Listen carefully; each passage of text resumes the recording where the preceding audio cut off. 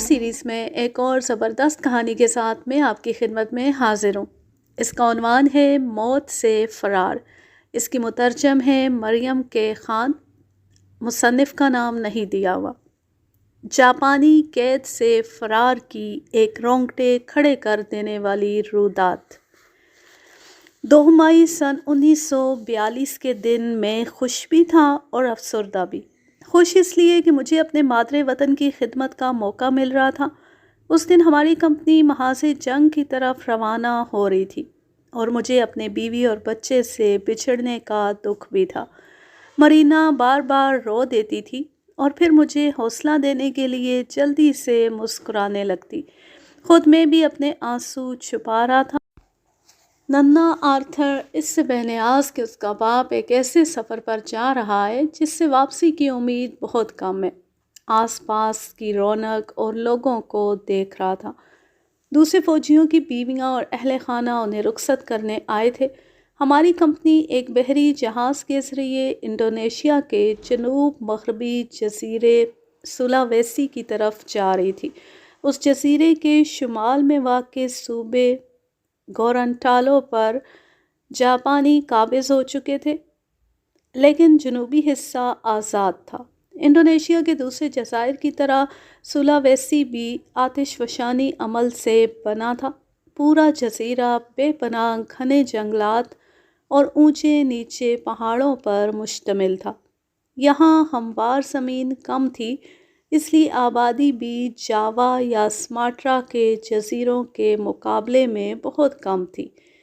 6 مہینے پہلے Pearl harbour پر جاپانی حملے نے ایشیا میں اس کے عزائم واضح کر دیے تھے، اس لیے آسٹریلین حکومت نے ایشیا کی جنگ میں بھی شامل ہونے کا فیصلہ کیا۔ جاپانی بہت تیزی سے مغربی کالونیوں میں پیش قدمی کر رہے تھے۔ انہوں نے دیکھتے ہی دیکھتے چین کے بڑے حصے سمیت مشرق بعید کے بیشتر ملکوں پر قبضہ کر لیا تھا۔ پھر وہ جنوب کی طرف بڑھے۔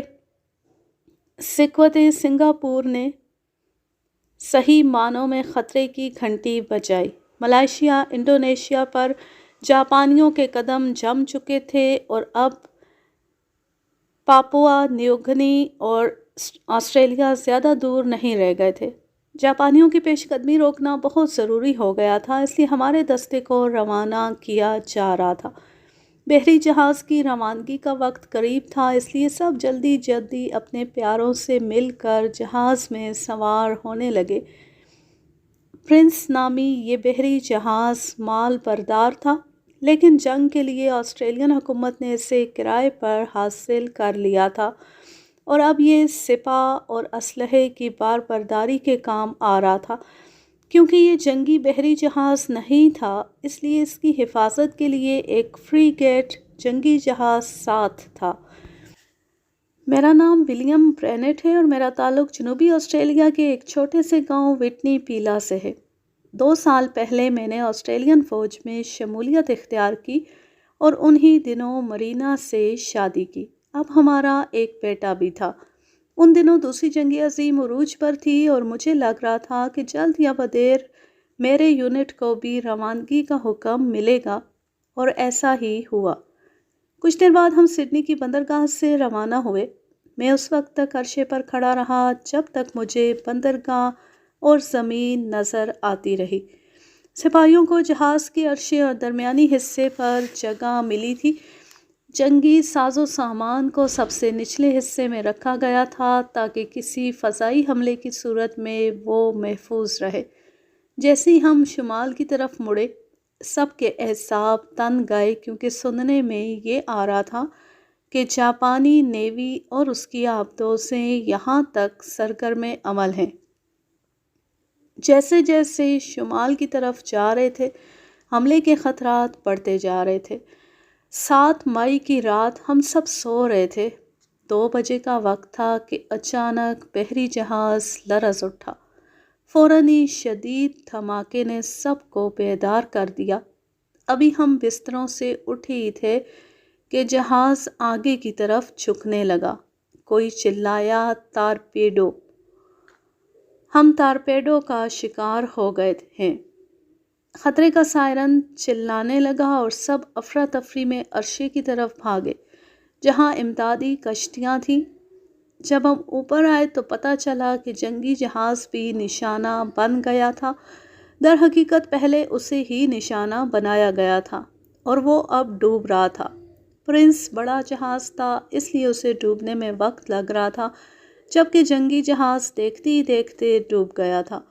اس پر موجود 2 امدادی کشتیاں ہی اتر پائی تھیں اور بچ جانے والے افراد نے سمندر میں چھلانگ لگا دی تھی۔ پرنس سے کشتیاں اتاری جا رہی تھیں۔ دشمن کا کوئی بحری جہاز آس پاس نہیں تھا۔ کھلتی چاندنی میں سمندر دور تک واضح تھا۔ اس کا مطلب تھا کہ حملہ آبدوز نے کیا ہے۔ پرنس میں صرف 1 درجن امدادی کشتیاں تھیں اور 1000 سے زیادہ افراد تھے۔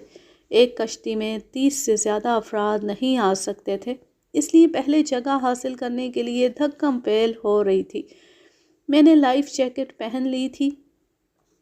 ابھی آدھی کشتیاں بھی نہیں اتری تھیں کہ بحری جہاز زیادہ تیزی سے جھکنے لگا اور لوگ سمندر میں چھلانگیں لگانے لگے۔ میں بھی ریلنگ پر چڑھا اور نیچے کود گیا۔ چاروں طرف شور برپا تھا۔ جو کود گئے تھے وہ مدد کے لیے چلا رہے تھے اور جو ابھی بحری جہاز پر تھے وہ بھی موت کے خوف سے حواس کھو بیٹھے تھے۔ جو کشتیاں اتار دی گئی تھیں ان میں گنجائش سے زیادہ لوگ سوار تھے اور وہ ڈوبتے بحری جہاز سے دور جانے کی کوشش کر رہی تھی۔ جو لوگ سمندر میں تھے وہ ابھی دور جا رہے تھے۔ خوف تھا کہ ڈوبتا بحری جہاز جو بھنور پیدا کرتا ہے کہیں وہ کشتیوں اور افراد کو کھینچ کر زیر آب نہ لے جائے۔ بہت سارے کودنے والوں نے لائف جیکٹ بھی نہیں پہنی تھی اور وہ چند گھنٹے سے زیادہ نہیں تیر سکتے تھے۔ اب بحری جہاز میں موجود لوگ لکڑیوں کے تختے اور بلیاں پھینک رہے تھے تاکہ ان کی مدد سے جان بچائی جا سکے۔ ابھی میں بحری جہاز سے 100 گز دور گیا تھا کہ وہ ایک مخیب سی آواز نکالتا ہوا پانی میں چلا گیا اور سمندر پر ایک بڑا بھنور نمودار ہوا جو آس پاس کی چیزوں کو کھینچنے لگا۔ میں بھی کھینچ رہا تھا اور جان بچانے کے لیے دیوانہ وار ہاتھ پاؤں چلا رہا تھا۔ نہ جانے کیسے میں بھنور میں جانے سے بچ گیا اور جب بھنور ختم ہوا تو میں نے تھک کر ہاتھ پاؤں ڈال دیے۔ اس وقت میرے بہت سے ساتھی زیر آب جا چکے تھے اور وہ دوبارہ نہیں ابھرے تھے۔ کئی کشتیاں بھی بھنور کی نظر ہو گئی تھیں۔ 2 گھنٹے بعد سمندر پر میرے آس پاس سوائے چند زندہ ساتھیوں کے اور کوئی نہیں تھا۔ ہم پاس پاس آ گئے۔ ان میں سے 2 میرے گروپ کے تھے، ایک لیفٹیننٹ جان اور دوسرا سارجنٹ ایڈم۔ باقی افراد دوسرے گروپ سے تعلق رکھتے تھے۔ ان میں سے ایک نے انکشاف کیا کہ ڈوبنے سے پہلے بحری جہاز کے ریڈیو سے مدد کا سگنل بھیج دیا تھا۔ یہ سن کر ہم سب پر امید ہو گئے کہ جلد یا بدیر مدد آئے گی، مگر جان نے یہ کہہ کر سب کو متفق کر دیا کہ یہاں جاپانی آبدوز موجود تھی اور اس کے ہوتے ہوئے کوئی بحری جہاز یہاں قدم رکھنا پسند نہیں کرے گا۔ ہم آبدوز کو تو بھول ہی گئے تھے۔ میرا خیال ہے جاپانی آبدوز ہم پر نظر رکھے ہوئے ہے، اسے معلوم ہے ہمارے لیے مدد آئے گی اور وہ پھر حملہ کرے گی۔ مجھے پہلی بار جاپانیوں کی جنگی مہارت دیکھنے کا موقع ملا اور یہ بڑا بھیانک منظر تھا۔ 2 بحری جہاز جو تقریباً 1400 افراد کے ساتھ تھے 1 گھنٹے کے اندر اندر ڈوب گئے تھے اور بہت کم افراد جان بچانے میں کامیاب ہو سکے تھے۔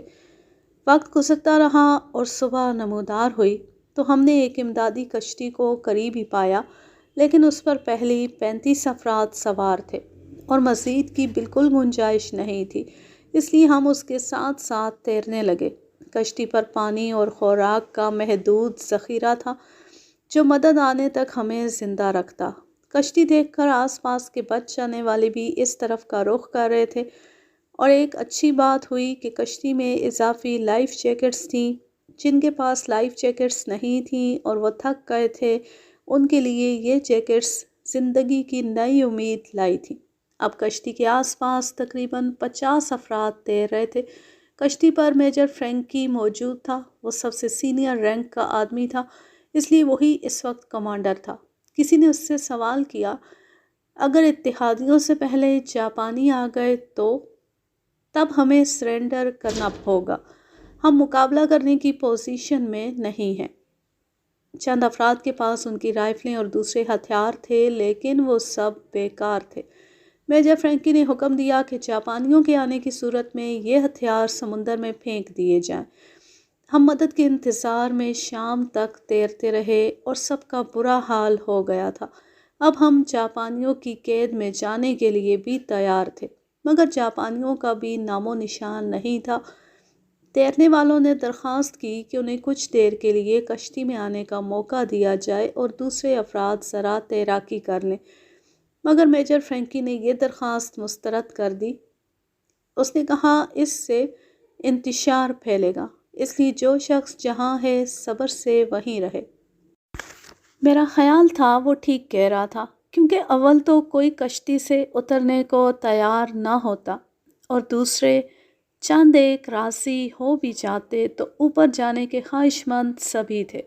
اس پر لازماً جھگڑا ہوتا۔ کسی کو نہیں معلوم تھا کہ ہم سمندر کے کس حصے میں تھے۔ میجر فرینکی کا خیال تھا کہ ہم پاپوا نیو گنی کے اوپر بحیرہ بسمارک کے آس پاس تھے۔ جاپانیوں کا حملہ بھی اس کی تصدیق کرتا تھا۔ سورج ڈوبنے کے وقت مغرب سے ایک کشتی نمودار ہوئی۔ یہ زیادہ بڑی نہیں تھی، شاید 100 فٹ لمبی اور 200 ٹن وزنی تھی۔ سورج اس کے پیچھے تھا، اس لیے شروع میں تو ہمیں پتہ ہی نہیں چلا کہ کشتی کس کی ہے، اور ہم دھڑکتے دل کے ساتھ اس کے نزدیک آنے کا انتظار کر رہے تھے۔ پھر روشنی نے اس پر لہراتے سفید رنگ کے سورج والے پرچم کو نمایاں کیا تو ہمارے دل ڈوب گئے۔ وہ جاپانی تھے، یہ جانتی سب نے عجلت میں اپنا اسلحہ سمندر میں پھینکنا شروع کر دیا۔ کشتی کی طرف سے کسی نے کڑک کر جاپانی میں کچھ کہا۔ ایک سپاہی جاپانی جانتا تھا۔ اس نے کہا، یہ ہمیں ہتھیار ڈال کر خود کو جاپانیوں کے حوالے کرنے کو کہہ رہے ہیں۔ ان سے کہو ہمارے پاس ہتھیار نہیں ہیں اور ہم سرنڈر کرتے ہیں۔ سپاہی نے اپنی ٹوٹی پھوٹی جاپانی میں میجر کی بات دہرائی۔ اس پر کشتی قریب آئی۔ اس کے عرصے پر مسلح جاپانی کھڑے تھے، ہمیں خبردار کرنے کے لیے کہ کسی حرکت سے گریز کریں۔ انہوں نے ایک ہوائی برسٹ مارا۔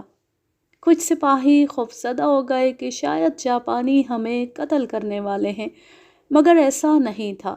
آدھے گھنٹے میں ہمیں باری باری کشتی پر منتقل کیا گیا اور کشتی پر جاتی ہمارے ہاتھ عقب میں کر کے باندھ دیے جاتے تھے۔ ایک ایک کر کے ہم 80 افراد کو کشتی پر منتقل کیا گیا اور پھر ہماری مکمل تلاشی لے کر اور ہر چیز چھین کر ہمیں کشتی کے نیچے ایک تنگ خانے میں منتقل کر دیا گیا۔ اس کا سائز مشکل سے 12 بائی 15 تھا، اور جب ہم 80 افراد اس میں گئے تو ہمارے بیٹھنے کی جگہ بھی باقی نہیں رہی تھی۔ سب کھڑے رہنے پر مجبور تھے۔ باہر موسم خوشگوار تھا، لیکن اندر کچھ ہی دیر میں اتنی گرمی ہو گئی کہ ہمارے جسموں سے پسینہ پانی کی طرح بہنے لگا۔ شکر ہے کہ اوپر جالی دار چھت تھی، ورنہ یہ خانہ بند ہوتا تو دم گھٹنے سے سب مر جاتے۔ یہ کوئی انہونی نہیں تھی۔ جاپانیوں اور جرمنوں نے بارہا قیدیوں کو بند گاڑیوں میں اس طرح بند کر کے منتقل کیا کہ وہ راستے میں دم گھٹنے سے ہلاک ہو گئے تھے۔ ہمارا دم تو نہیں گھٹا، لیکن پیاس سے سب کی جان لبوں پر آ گئی تھی، اور جب جاپانی شناس سپاہی کے توسط سے سب نے شور مچایا تو بالآخر صبح کے قریب ہمیں ربڑ کی نلکی اور کیف کی مدد سے فی کس ایک ایک مگ، جس میں مشکل سے 3.5 لیٹرز پانی آتا تھا، اس سے پہلے چلا چلا کر ہمیں سیدھا اور ساکت کھڑے ہونے کا حکم دیا گیا۔ اس کے بعد ایک جاپانی نلکی اندر کرتا اور جیسے ہی اسے منہ میں لیا جاتا دوسرا مگے سے کیف میں پانی ڈالتا تھا۔ اتنے پانی سے پیاس تو نہیں بجھی تھی لیکن آسرا ہو گیا تھا۔ ہمیں جس طرح سے رکھا گیا تھا لگ رہا تھا کہ ہمیں کسی قریبی جگہ پہنچایا جا رہا ہے۔ کشتی رات بھر سفر کرتی رہی۔ اس کا انجن اس خانے کے پاس ہی تھا اور اس کا شور دماغ خراب کر رہا تھا۔ صبح سورج طلوع ہوئے کچھ دیر ہوئی تھی کہ کشتی رکی اور باہر شور سنائی دیا۔ شاید ہم کسی بندرگاہ پر پہنچ گئے تھے۔ 1 گھنٹے بعد خانہ کھلا اور ہمیں باری باری باہر آنے کا حکم ملا۔ خانے میں بند کرنے سے پہلے ہمارے ہاتھ کھول دیے گئے تھے، لیکن باہر آتی ہی دوبارہ ہمارے ہاتھ باندھ دیے گئے۔ ہم ایک چھوٹی سی بندرگاہ پر تھے جس کے جھونپڑے نما دفتر پر جاپان کا پرچم لہرا رہا تھا۔ ساحل کی سفید ریت کے بعد بہت سرسبز ناریل اور پام کے درخت دکھائی دیے۔ ہم کسی استوائی جزیرے پر لائے گئے تھے۔ یہاں گرمی بھی اچھی خاصی تھی۔ بعد میں پتہ چلا کہ انڈونیشیا کا جزیرہ سولاویسی تھا اور ہم گورنٹالو صوبے میں تھے۔ یہاں جاپان کا قبضہ تھا۔ جیٹی سے اتر کر ریت پر تقریباً دوڑتے ہوئے ہم کوئی 3 میل کے فاصلے پر ایک جنگی قیدی کیمپ تک پہنچے۔ جاپانی مسلسل ہمیں بھگاتے رہے اور کوئی گر جاتا تو اسے ٹھڈے مار کر اٹھاتے۔ بندے ہاتھوں کے ساتھ بھاگنا نہایت مشکل کام تھا۔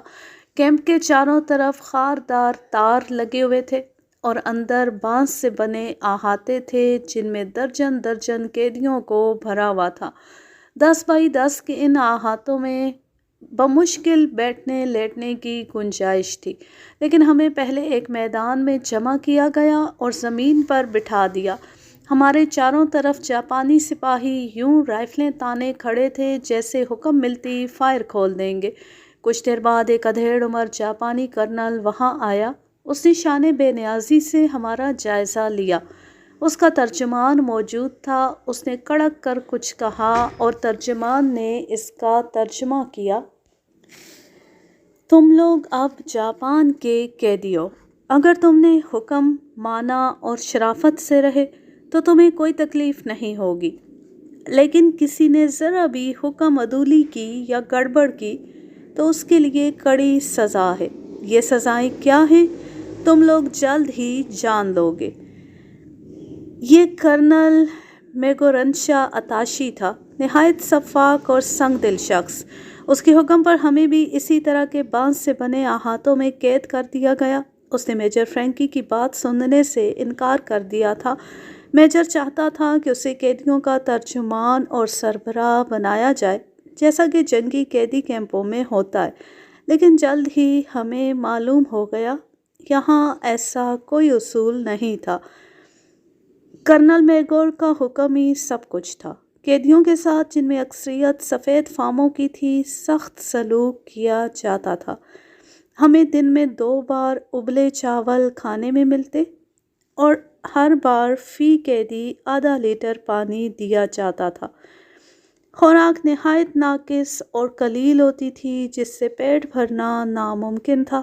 2 دن بعد سب کی حالت پتلی ہو گئی۔ یہاں خوراک کی کمی نہیں تھی کیونکہ جاپانیوں نے پورے مقبوضہ علاقے کی خوراک کے ذخائر اپنے قبضے میں کر لیے تھے۔ خود جاپانی دل بھر کر کھاتے تھے۔ کرنل میگور کا دسترخوان دیکھنے والا ہوتا تھا اور قیدیوں کو صرف بدبودار چاول فراہم کیے جاتے تھے۔ یہ وہ چاول ہوتے تھے جو جاپانی نہیں کھاتے تھے۔ ہمیں صبح اور شام صرف 1 گھنٹے کے لیے احاطے سے نکالا جاتا تھا۔ رفع حاجت کے لیے کیمپ کے ایک حصے میں روز گڑھے کھودے جاتے تھے اور شام کو انہیں مٹی سے بھر کر بند کر دیا جاتا تھا تاکہ تعفن نہ پھیلے۔ یہ سارا کام قیدیوں سے لیا جاتا تھا۔ اس کے علاوہ کیمپ کی صفائی ستھرائی، نئے احاطوں کی تعمیر اور پرانے احاطوں کی مرمت کا کام بھی ہمارے سپرد تھا۔ احاطوں کے پاس اوپر سے نوکیلے رکھے گئے تھے تاکہ ان پر چڑھ کر کوئی باہر نہ نکل سکے۔ ان کی بلندی 12 فٹ سے زیادہ تھی، اگرچہ ایسی بے وقوفی تو کوئی نہ کرتا کیونکہ کیمپ کے اندر 100 سے زیادہ مسلح جاپانی پہرے دار موجود تھے اور قیدیوں کو خبردار کیا جاتا تھا کہ سوائے مخصوص اوقات کے اگر کوئی باہر نظر آیا تو اسے بلا تکلف شوٹ کر دیا جائے گا۔ کرنل میگور کی بتائی سزاؤں کا بھی جلد علم ہو گیا۔ کوئی قیدی اگر بیماری یا کمزوری کی وجہ سے کسی حکم کی تعمیل نہ کر پاتا تو اسے سزا دی جاتی تھی۔ سب سے ہلکی سزا ٹکٹکی سے باندھ کر 10 بید مارنے کی سزا تھی، لیکن یہ 10 بید قیدی کی پشت و دھیڑ دینے کے لیے کافی ہوتے تھے۔ سب سے ہولناک سزا سینے تک زمین میں دبا کر سارا دن دھوپ میں بھوکا پیاسا رکھا جاتا تھا۔ کئی قیدی ہمارے سامنے اس سزا کی وجہ سے زندگی ہار گئے۔ ایک سزا بچھو سے کٹوانا تھا، وہ بھی اس طرح کہ بچھو پیٹ پر رکھ کر اوپر سے ڈول الٹا کر کے رکھ دیا جاتا تھا۔ 1 منٹ تک ڈول رکھا جاتا اور اس دوران میں بچھو کئی بار اپنا ڈنک آزما چکا ہوتا۔ آدمی مرتا تو نہیں تھا لیکن کئی دن تک شدید اذیت میں رہتا تھا۔ یہ صرف چند ایک سزائیں تھیں، ورنہ کرنل میگور اور اس کے ماتحتوں کا دماغ اس معاملے میں شیطان سے کم نہیں تھا۔ وہ قیدیوں کو اذیت دینے کے نت نئے طریقے ایجاد کرتے رہتے تھے۔ اس کیمپ میں تقریباً 1000 قیدی تھے۔ ہر دوسرے تیسرے ہفتے نئے قیدیوں کی آمد بھی جاری رہتی تھی اور کچھ قیدیوں کو یہاں سے منتقل کیا جاتا تھا، لیکن ان قیدیوں کے بارے میں کبھی وضاحت نہیں کی جاتی تھی کہ انہیں کہاں لے جایا جا رہا ہے۔ پھر قیدی گروپ کی صورت میں نہیں بلکہ چن کر لیے جاتے تھے۔ جب قیدی منتقل کیے جانے ہوتے تھے، اس سے 1 دن پہلے کوئی باہر کا شخص معائنے پر آتا اور وہ قیدیوں کا جائزہ لے کر چنتا اور اگلے روز ان قیدیوں کو کیمپ سے لے جایا جاتا تھا۔ ہم سمجھنے سے قاصر تھے کہ اس طرح قیدی چننے کا کیا مقصد ہو سکتا تھا، لیکن رفتہ رفتہ قیدیوں میں اس حوالے سے خوف پیدا ہو رہا تھا۔ ہمیں یہاں آئے ہوئے 6واں مہینہ تھا جب اسی طرح قیدیوں کو چنا گیا۔ آنے والا شخص کسی قدر طویل قامت جاپانی تھا۔ وہ مختلف احاطوں میں جا کر قیدی دیکھ رہا تھا۔ اس کے ساتھ 4 مسلح جاپانی گارڈز اور کرنل میگور کا نائب میجر یاکاشی بھی تھا۔ وہ ہمارے احاطے تک آئے، بانسوں کا دروازہ کھولا گیا اور طویل قامت جاپانی نے ہم سب کا معائنہ کیا۔ پھر اس نے میجر یاکاشی کو متوجہ کر کے میری اور لیفٹیننٹ جان کی طرف اشارہ کیا۔ اس کے ساتھ ہی دروازہ بند کر دیا گیا۔ جان نے آہستہ سے مجھ سے کہا، انہوں نے ہمیں چن لیا ہے۔ میں بھی فکر مند تھا۔ ہاں، کل ہمیں یہاں سے لے جایا جائے گا۔ اس سوال کا جواب میرے یا کسی کے پاس نہیں تھا کہ ہمیں کہاں لے جایا جاتا اور وہاں ہمارے ساتھ کیا ہونا تھا۔ قابل تشویش بات یہ تھی کہ آج تک جن لوگوں کو لے جایا گیا تھا ان میں سے کوئی بھی دوبارہ اس کیمپ میں واپس نہیں آیا، لیکن ہم مجبور تھے۔ اس جنگی قیدی کیمپ کا ماحول بالکل مختلف تھا۔ ہمیں یہاں سوال کرنے یا کسی بات پر احتجاج کرنے کی اجازت نہیں تھی۔ اگر کوئی ایسی جرات کرتا تو اسے سزا ملتی تھی۔ اگلی صبح جب ہمیں رفع حاجت کے لیے نکالا گیا تو میں نے اور جان نے سب سے الوداعی ملاقات کی۔ ناشتے کے فوراً بعد ہمیں اور چنے جانے والے دوسرے افراد کو جمع کیا گیا۔ ہماری تعداد 1 درجن تھی۔ نصف درجن مسلح جاپانی سپاہیوں نے ہمیں گھیر کر پہلے ہمارے ہاتھ اور پیر اس طرح باندھے کہ ہم محدود حرکت کر سکتے تھے اور فرار کا تو سوال ہی پیدا نہیں ہوتا تھا۔ اسی طرح ہمیں کیمپ سے نکالا گیا اور پیدل چلاتے ہوئے بندرگاہ تک لائے۔ یہ دسمبر کی 12 تاریخ تھی۔ جیٹی پر ایک درمیانے سائز کی بوٹ ہماری منتظر تھی۔ ہمیں اس پر سوار کرایا گیا اور عرشے کے نیچے خانے میں بند کر دیا۔ یہ بلندی کے لحاظ سے صرف 4 فٹ اونچا تھا، اس لیے ہم بیٹھنے پر مجبور تھے، مگر جگہ خاصی تھی۔ بوٹ روانہ ہوئی۔ ہمیں جہاں رکھا گیا تھا وہ گورنٹالو صوبے کا صدر مقام مناڈو کے پاس کی ایک جگہ تھی۔ مناڈو اس علاقے میں جاپانی بحریہ اور بری فوج کا مرکز تھا۔ کشتی کا رخ مغرب کی طرف تھا۔ اس کا اندازہ سورج کی پوزیشن سے ہوا تھا۔ دوپہر تک سفر جاری رہا اور تقریباً 4 گھنٹے بعد کشتی نے دوبارہ ساحل کا رخ کیا، لیکن اب کشتی بہت سست روی سے چل رہی تھی۔ شاید یہاں چٹانیں تھیں جن کی وجہ سے رفتار سست رکھی گئی تھی۔ مزید 1 گھنٹے بعد کشتی کسی ساحل پر رکی۔ یہاں پرندوں کا شور تھا اور چٹانوں سے لہریں ٹکرانے کی آوازیں آ رہی تھی۔ اوپر جاپانی زور زور سے باتیں کر رہے تھے۔ میں نے جان کی طرف دیکھا۔ کشتی ڈول رہی تھی کیونکہ لہروں میں زور تھا۔ یہ کوئی باقاعدہ بندرگاہ یا جیٹی نہیں ہے۔ پھر ہمیں یہاں کیوں لایا گیا ہے؟ کچھ دیر میں سامنے آ جائے گا، میں نے اوپر جھانکتے ہوئے کہا۔ ایک جاپانی عین ہمارے سروں پر کھڑا تھا۔ بالآخر اسی نے خانے کا جالی دار فولادی دروازہ کھولا اور ہمیں باہر آنے کا اشارہ کیا۔ ہم بمشکل توازن برقرار رکھتے ہوئے ایک ایک کر کے باہر آئے۔ کشتی ایک چھوٹی سی کھاڑی میں تھی اور یہاں ذرا سا ساحل تھا۔ اس کے علاوہ چٹانیں تھیں جن کے اوپر پہاڑیاں بلند ہو رہی تھیں اور یہ پہاڑیاں گھنے درختوں اور جھاڑیوں سے ڈھکی ہوئی تھیں۔ کشتی کے عرصے سے ساحل تک ایک تختہ لگایا گیا تھا اور جاپانی ہمیں اشارے سے اس پر چل کر ساحل پر اترنے کو کہہ رہے تھے۔ ہلتے تختے پر بندھے ہاتھ پیروں کے ساتھ یہ کرتب آسان نہیں تھا۔ ہم نے اشارے سے کہا کہ ہمیں کھولا جائے مگر جاپانی ہمیں کھولنے کے لیے تیار نہیں تھے۔ مجبوراً ہمیں اسی طرح تختے پر چل کر ساحل تک جانا پڑا۔ یہاں کچھ اور جاپانی فوجی پہلے سے موجود تھے۔ انہوں نے بازوؤں پر سفید پٹیاں باندھ رکھی تھی۔ بوٹ والوں نے ہمیں ان کے سپرد کیا اور انہوں نے ہمیں ایک ہی رسی سے یوں باندھا کہ ہم میں سے کوئی اس سے الگ نہیں ہو سکتا تھا۔ اس کی وجہ جلد سامنے آ گئی۔ بوٹ واپس چلی گئی اور ساحل پر موجود فوجی ہمیں لے کر آگے بڑھے۔ ذرا اوپر چڑھتی نہایت گھنا جنگل شروع ہو گیا۔ یہاں نہ صرف بلند درخت تھے بلکہ استوائی پودے اتنی زیادہ تعداد میں تھے کہ انہوں نے راستہ نہیں چھوڑا تھا اور ہمیں ان کے درمیان سے گزرنا پڑ رہا تھا۔ آگے چلنے والے کو پیچھے چلنے والا نظر نہیں آ رہا تھا، اس لیے جاپانیوں نے ہمیں رسی سے منسلک کیا تھا تاکہ کوئی موقع پا کر فرار نہ ہو سکے۔ سایہ گھنا ہونے کے باوجود شدید گرمی تھی اور پسینہ پانی کی طرح بہہ رہا تھا۔ سپاہیوں کے پاس پانی تھا لیکن وہ اس میں سے ایک گھونٹ بھی ہمیں دینے کو تیار نہیں تھے۔ ہمیں پیاسا ہی سفر کرنا پڑا۔ ہم ساحل کے ساتھ ساتھ متوازی بلندی کی طرف جا رہے تھے۔ میں اب تک سمجھنے سے قاصر تھا کہ جاپانی ہمیں کہاں لے جا رہے تھے۔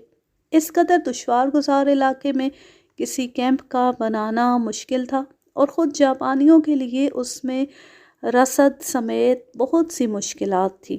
2 گھنٹے کے سفر کے بعد ہم بلندی پر آ گئے تھے۔ یہاں موسم کسی قدر بہتر تھا، درخت بڑے تھے اور ان کے درمیان فاصلہ تھا۔ اچانک ہی ہم ایک کچی سڑک پر جا نکلے جس سے یقینی طور پر ٹرانسپورٹ گزرتی تھی کیونکہ زمین پر ٹائروں کے نشانات تھے۔ اب ہم اس کچی سڑک پر سفر کر رہے تھے۔ مزید آدھے گھنٹے بعد ہم ایک پہاڑی غار کے دھانے تک پہنچے جو ایک چھوٹی سی پہاڑی کی جڑ میں تھا اور اس پر جاپانی گارڈز کا پہرا تھا۔ باہر چند ٹرک اور دوسری گاڑیاں کھڑی تھیں۔ ایک طرف ایندھن کے ڈرم رکھے تھے اور پہاڑی سے کوئی 200 گز نیچے ایک ندی کے ساتھ درجن بھر جاپانی ننگ دھڑنگ نہانے اور اپنے کپڑے دھونے میں مصروف تھے۔ یہ کوئی کان ہے؟ جان نے عقب سے میرے کان میں کہا۔ شاید ٹن یا میگنیز کی کان ہے۔ تمہیں کیسے پتہ چلا؟ میرے پاس جیالوجی کی ڈگری ہے۔ میں نے آسٹریلیا میں میگنیز کی کان میں کچھ عرصے کام بھی کیا ہے۔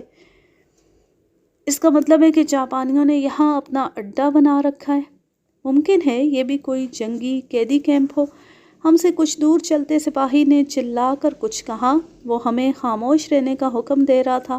ہم خاموش ہو گئے اور اس دوران میں ہمارا قافلہ غار کے سامنے پہنچ گیا۔ وہاں موجود ایک درمیانے رینک کے افسر نے روک کر ہماری تلاشی کروائی، حالانکہ ہمارے پاس کچھ نہیں تھا۔ پھر ہمیں اندر جانے کی اجازت ملی۔ اندر غار سرد اور تاریک تھا، البتہ کچھ فاصلے پر جلنے والے بلب اس تاریکی کو دور کرنے کی کوشش کر رہے تھے، گویا یہاں بجلی تھی۔ جیسے جیسے آگے بڑھ رہے تھے جان کا اندازہ درست ثابت ہو رہا تھا۔ یہ کوئی کان تھی لیکن متروک ہو چکی تھی کیونکہ اس کے راستوں پر کہیں پٹڑی نہیں تھی۔ جو کانوں میں خام مال باہر نکالنے کے لیے لازمی ہوتی ہے۔ جاپانیوں نے پٹڑی اکھاڑ دی تھی اور راستوں کو ہموار کر لیا تھا۔ ہم اتنی سرنگوں سے گزرے کہ اب کم از کم میں بغیر رہنمائی کے باہر نہیں جا سکتا تھا۔ بس یہ احساس تھا کہ ہم نیچے کی طرف جا رہے تھے۔ ہم نے تقریباً 1 کلومیٹر کا فاصلہ طے کر لیا تھا۔ مجھے اس سفر کے دوران چند لمحے کے لیے بھی گھٹن کا احساس نہیں ہوا تھا، یعنی اندر ہوا کی آمد و رفت جاری تھی اور باہر کے مقابلے میں گرمی بھی نہ ہونے کے برابر تھی۔ آخر میں ہم ایک ہال میں نکلے۔ اس ہال میں بھی چاروں طرف کئی سرنگیں نکل رہی تھی۔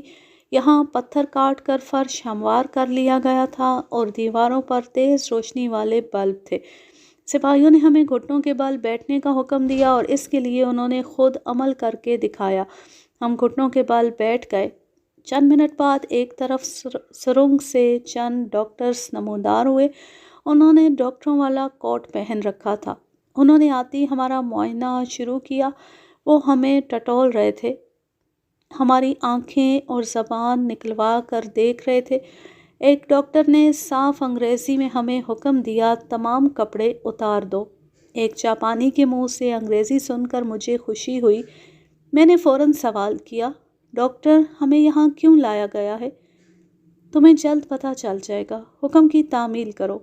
بندھے ہاتھوں اور پیروں کے ساتھ یہ ناممکن ہے، جان نے کہا تو ڈاکٹر کے اشارے پر سپاہیوں نے ہماری بندشیں کھول دی اور ہم نے اپنے کپڑے اتار دیے۔ انہوں نے ہمارے جسموں کا معائنہ شروع کیا۔ وہ یوں ٹٹول رہے تھے جیسے ہم قربانی کے بکرے ہوں۔ پھر انگریزی شناس ڈاکٹر نے ہمیں ساتھ آنے کو کہا۔ ہم ایک قطار میں اس کے پیچھے چل پڑے۔ وہ ہمیں ایک ٹائلوں سے آراستہ شاور روم میں لایا اور شاور کے نیچے کھڑے ہونے کو کہا۔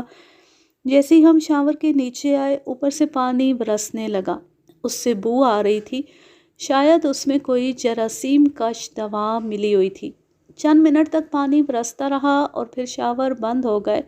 ہم باہر آئے تو ڈاکٹر کے ایک ساتھی نے ہمیں سفید رنگ کے سوتی پاجامے اور کرتے دیے۔ پھر سپاہی ہمیں ہانک کر ایک سرنگ میں لائے جس کے دھانے پر لوہے کی سلاخوں والا دروازہ تھا۔ ہمیں اس میں دھکیل دیا گیا۔ اس سرنگ کا فرش بھی پختہ تھا اور فرش پر بھورے رنگ کے فوجی کمبل اور تکیے تھے۔ میرے ساتھی خوش ہو گئے کیونکہ جنگی قیدی کیمپ میں ہمیں کچے فرش اور کھلی جگہ گزارا کرنا پڑتا تھا۔ وہاں دن میں دھوپ ہمیں جھلساتی تھی اور رات کو اکثر بارش بھگوتی تھی۔ کیڑے مکوڑے الگ ناک میں دم کرتے تھے۔ یہاں خنکی اور خشکی تھی۔ اب تک کوئی کیڑا مکوڑا بھی نظر نہیں آیا تھا، لیکن میں فکر مند تھا۔ ہمیں یہاں کسی خاص مقصد کے تحت منتقل کیا گیا تھا۔ یہاں ڈاکٹرز اس لیے نہیں تھے کہ وہ بیماروں کا علاج کر رہے تھے، بلکہ کوئی اور مقصد تھا۔ کچھ دیر میں ہمارے لیے کھانا لایا گیا۔ یہ ذرا اچھی قسم کے چاولوں، مقامی سبزی اور گوشت پر مشتمل تھا۔ جاپانیوں کی قید میں آنے کے بعد یہ ہمارا بہترین کھانا تھا۔ اچھا کھانا ایک طرف رہا، ہم تو کھانے کو ہی ترسے ہوئے تھے۔ خوراک کی کمی سے سب کی ہڈیاں پسلیاں نمایاں ہو گئی تھی۔ ہم سب بھی کھانے پر ٹوٹ پڑے تھے۔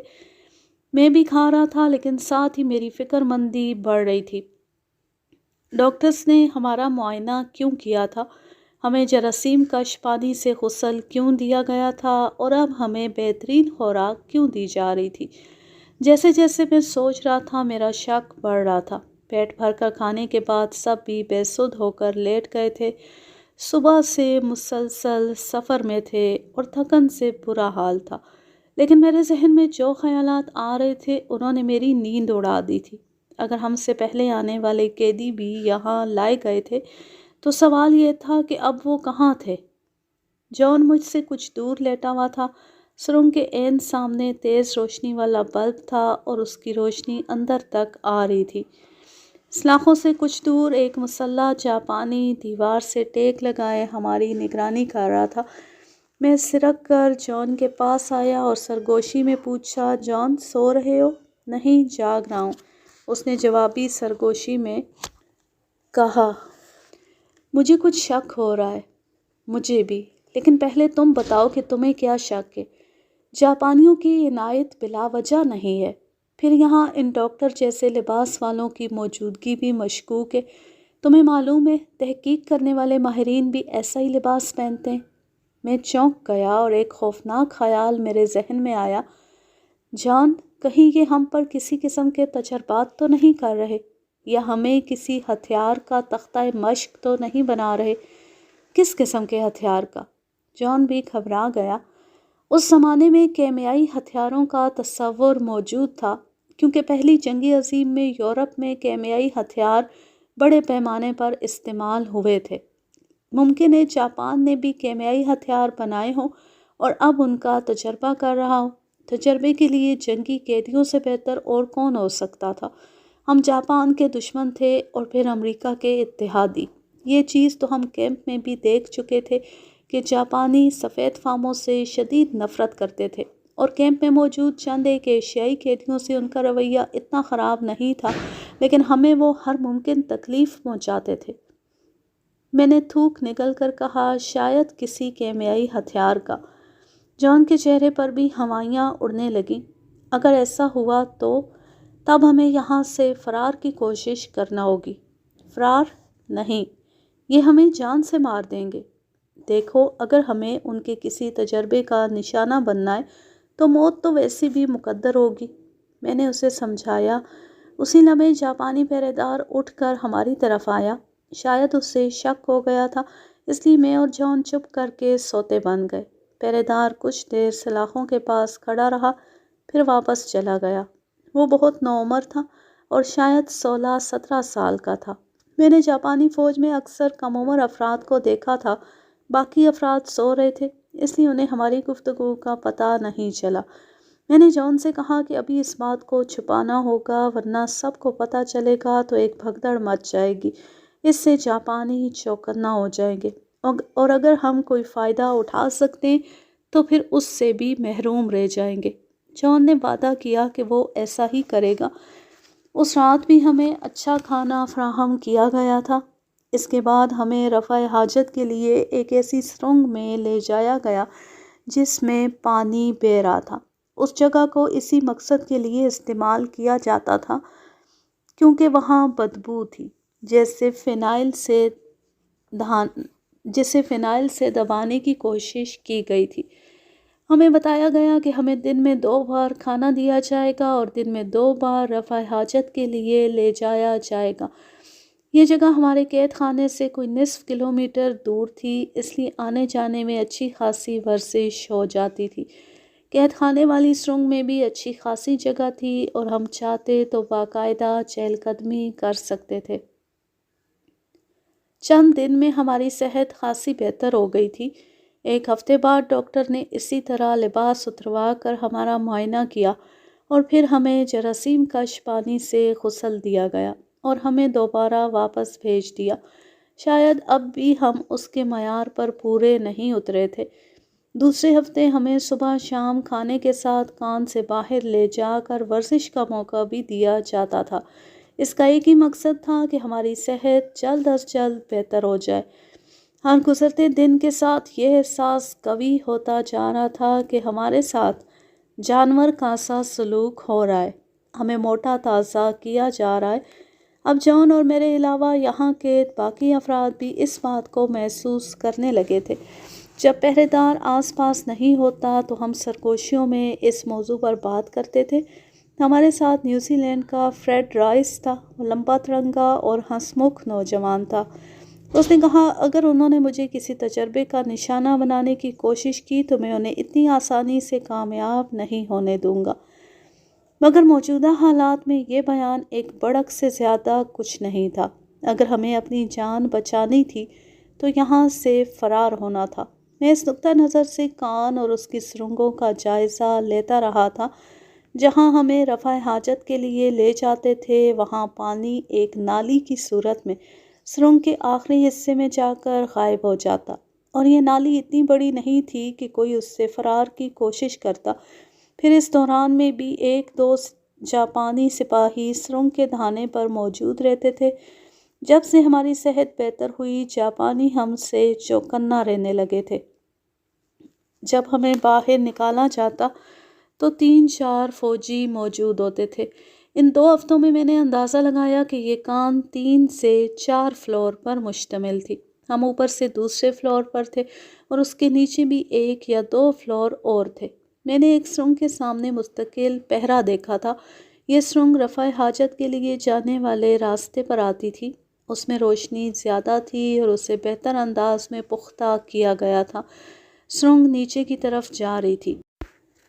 یہ میگنی سورٹن کی کان تھی اور یہاں جاپانیوں کا فوجی اڈہ نہیں تھا، کیونکہ یہاں نہ تو بھاری ہتھیار تھے اور نہ ہی فوجوں کی آمد و رفت جاری رہتی تھی، بلکہ مستقل افراد تھے۔